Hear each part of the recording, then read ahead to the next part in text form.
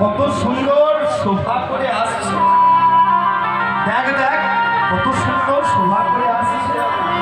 ধেনু ক্ষুরোদ্ধৃত রেণু পরিপ্লুত ফুল্ল সররহুদামা অচির বিকশয় লসন ইন্দিবর মণ্ডল সুন্দর ধামা।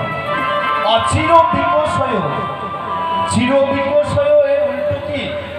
অচির বিকশয়, চির বিকশয় মানে এখনই প্রস্ফুটিত, সদ্য প্রস্ফুটিত। এখন পদ্ম ফুল, সদ্য প্রস্ফুটিত পদ্ম ফুলের গায়ে যেমন রেণু লেগে থাকে, তোর বধূ সারাদিন খেলা খেলে এসেছে তো, দেখ দেখ রায়, তোর বধূর অঙ্গে যে ধুলিগুলো লেগে রয়েছে না, আমার মনে হচ্ছে জানো ওই পদ্ম ফুলের মতো যেন ধুলোগুলো লেগে রয়েছে এক একটা রেণু।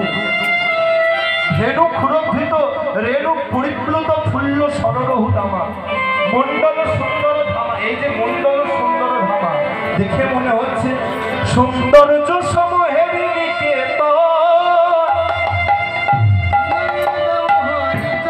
সৌন্দর্য সমূহের নিকেতন,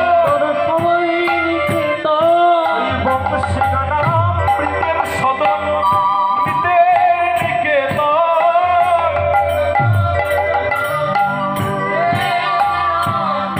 ওই যে বংশী গানামৃতের সদন বাঁশি বাজিয়ে বাজিয়ে আসছে না, দেখে মনে হচ্ছে দেখ কত সুন্দর শোভা করে আসছে। এবার সখীরা বলছে রায়, তোর বধূকে কাছে পেয়েছিস, একবার ডাকবি না? ওই অট্টালিকার উপর থেকে রাধারানী গোবিন্দকে বলছেন বধূ, ও বধূ একবার ওই না বেশে এসো তুমি ওগো তারায়ে রয়েছি আমি। হে বধূ ওই নামে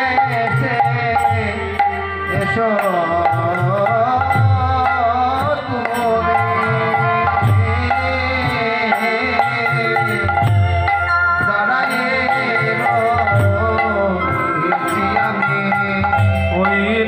বধূ